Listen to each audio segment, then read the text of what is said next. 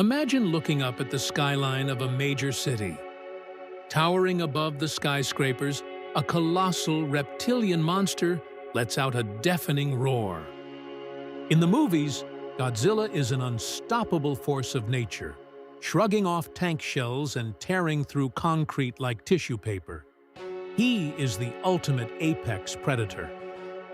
But if Godzilla actually stepped out of the ocean and onto land, he wouldn't destroy a single building. He wouldn't even be able to take a single step. Before the military could fire a single shot, the greatest movie monster in history would instantly collapse into a puddle of crushed bone and boiling biological soup. The enemy that defeats Godzilla isn't a giant robot or a nuclear bomb. It is the fundamental laws of physics.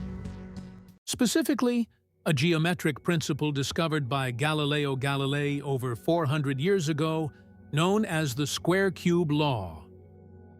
To understand why nature doesn't build monsters this big, we have to look at the math of scaling things up. When you take an object and make it larger, its proportions do not scale equally. If you take a creature and double its height, its surface area, which determines the strength of its bones, muscles, and skin, is squared. It increases by a factor of 4. But its volume, which determines its overall mass and weight, is cubed. It increases by a factor of 8. This means that as an animal gets bigger, its weight increases vastly faster than the strength of the bones and muscles needed to support that weight. Let's apply this to the king of the monsters. In his recent cinematic appearances, Godzilla is roughly 119 meters tall and weighs an estimated 90,000 tons. For context, the largest animal to ever exist on Earth is the blue whale, which maxes out around 200 tons. The blue whale can only reach this size because it lives in the ocean, where the buoyancy of water counteracts the relentless pull of gravity. If a blue whale is beached, it cannot breathe. Its own massive weight crushes its internal organs. The largest land animal to ever walk the Earth was the Argentinosaurus. It weighed roughly 70 to 100 tons. Evolution pushed biology to its absolute breaking point to create this dinosaur. Its legs had to be thick, massive pillars of solid bone just to keep its belly off the dirt. Godzilla weighs about 900 times more than an Argentinosaurus. If Godzilla were made of standard biological materials, calcium-rich bones and carbon-based muscle tissue, the sheer compressive force of 90,000 tons pulling down on his legs would be catastrophic. The moment he stood up, the stress on his leg bones would exceed the compressive strength of human bone by thousands of times. His femurs would instantly shatter into powder. But let's pretend his bones aren't made of calcium. Let's pretend his bones are made of solid titanium. Even then, the joints and cartilage connecting those bones would liquefy under the friction of his movements. The ground beneath him wouldn't be able to support his footprint. He would sink into the bedrock of the earth, as if he were standing on a fragile sheet of ice. But gravity is only the first physical hurdle. The second enemy of the giant monster is thermodynamics. Every living creature generates internal heat through metabolism. We lose this heat through our skin. Because of the square-cube law, as Godzilla scales up, his volume, the flesh generating the heat, increases exponentially faster than his surface area, the skin releasing the heat. A creature with 90,000 tons of biological mass would generate the thermal output of a small nuclear reactor just by existing. But with so little relative skin surface to vent that energy, the heat would have nowhere to go. Godzilla would literally cook himself alive from the inside out.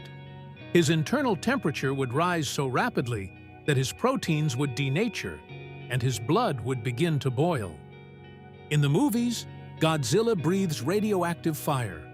In reality, he would be a walking pressure cooker of biological meltdown. And speaking of his blood, we arrive at the third insurmountable problem, his circulatory system. The human heart is an incredible pump, generating enough pressure to push blood up to our brain against gravity. A giraffe requires a heart that weighs 25 pounds, generating blood pressure twice as high as a human's, just to push blood up a 2-meter neck. Godzilla's brain sits over 100 meters in the air. To pump highly viscous, oxygen-rich blood up a 100-meter vertical column, Godzilla's heart would need to be the size of a 5-story building. The pressure generated by this pump would be so intense that standard biological blood vessels would violently rupture.